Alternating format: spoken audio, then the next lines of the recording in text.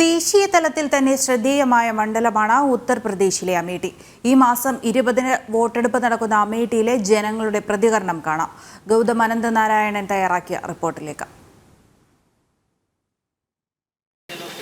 ദേശീയ തലത്തിൽ തന്നെ ഏറ്റവും ശ്രദ്ധേയമായ മത്സരം നടക്കുന്ന മണ്ഡലങ്ങളിൽ ഒന്നാണ് അമേഠി. നമുക്കറിയാം, BJPയുടെ തീപ്പൊരി നേതാവായ സ്മൃതി ഇറാനിയുടെ സാന്നിധ്യം, ഒപ്പം ഒരു കാലത്ത് നെഹ്റു കുടുംബത്തിൻ്റെ തട്ടകമായിരുന്ന മണ്ഡലം. ഞാനിപ്പോൾ നിൽക്കുന്നത് അമേഠി നഗരത്തിൻ്റെ ഹൃദയഭാഗത്തുള്ള ഒരു ചായക്കടയിലാണ്. പ്രഭാതത്തിൽ തന്നെ ധാരാളം ആളുകൾ ഇവിടെ ചായ കുടിക്കുന്നതിനായി എത്തിയിട്ടുണ്ട്. നമുക്ക് അമേഠിയിലെ നിവാസികളോട് എന്താണ് ഈ ലോക്സഭാ തെരഞ്ഞെടുപ്പിൻ്റെ എത്രത്തോളം പ്രചരണവും മറ്റും എത്തിയിരിക്കുന്നു, ഏത് പാർട്ടികൾക്കാണ് കൂടുതൽ ഇവിടെ മേൽക്കൈ നേടാൻ സാധിക്കുക, അതായത് സ്മൃതി ഇറാനിയുടെ കുത്തകയായി അമേഠി മണ്ഡലം തുടരുമോ അതോ ഇവിടെ കോൺഗ്രസിന് ഒരു അട്ടിമറി വിജയം നേടാൻ സാധിക്കുമോ, അങ്ങനെ നിരവധി ചോദ്യങ്ങൾ ഉയരുന്നുണ്ട്. भाई साहब नमस्ते, आपका नाम? धर्मेंद्र सिंह। कैसा लगा इधर चुनाव है? राहुल गांधी इस बार इधर नहीं, स्मृति ईरानी वर्सेस KL शर्मा है, आप कैसा लगा? अब तो हमारे हिसाब से तो स्मृति ईरानी यहाँ से जीत जाएंगे। इस बार कुछ ज़्यादा वोटों से जीतेंगे वो। स्मृति ईरानी कुछ विकास हुआ इधर? हाँ, विकास हुआ है, बहुत विकास हुआ है। पूरा बाईपास वगैरह सब कुछ उन्हीं की देन है।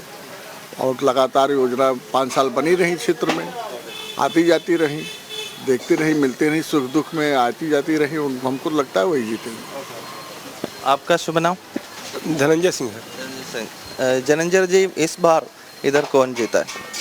देखिए, चुनाव है, अभी तो जनता थोड़ा सा मौन है, लेकिन चुनाव कांटे का है। लेकिन स्मृति ईरानी जो है, अगर राहुल गांधी होते तो अच्छा टक्कर होता। स्मृति ईरानी के लिए एक पार्टी पक्ष यही है कि राहुल गांधी चुनाव लड़ने नहीं आए हैं, इसका पार्टी प्रभाव इनको लाभ मिला जो स्मृति ईरानी को। स्मृति ईरानी 5 साल अमेठी से हुआ, कुछ विकास हो रहा है इधर? देखिए, लगातार वो यहाँ पर आती रही और छोटे छोटे मुद्दे पर जो है वो प्रयास करती रही। सरकार है, बहुत बड़ा काम तो कोई उन्होंने नहीं किया, लेकिन जैसे यहाँ पर लोकल जो कई जैसे पुराने मुद्दे थे, जैसे यहाँ पर जो है ओवरब्रिज का मुद्दा था और बाईपास का मुद्दा था, इन मुद्दों पर उन्होंने काम किया 5 वर्षों में। ये तो है ही उनका जो है। हाँ, देखिए, लोकसभा का चुनाव है, ये बड़ा चुनाव है, तो कहीं न कहीं अमेठी के लोग बार बार कहते हैं कि भाई राहुल गांधी से हमारी पहचान है। हाँ, ये बात कहते हैं, लेकिन राहुल गांधी ने एक काम किया कि चुनाव हारने के बाद अमेठी छोड़ दिया दम से। इधर कौन जीता इस बार? स्मृति ईरानी? नहीं पता भैया। पता है? ഓക്കെ.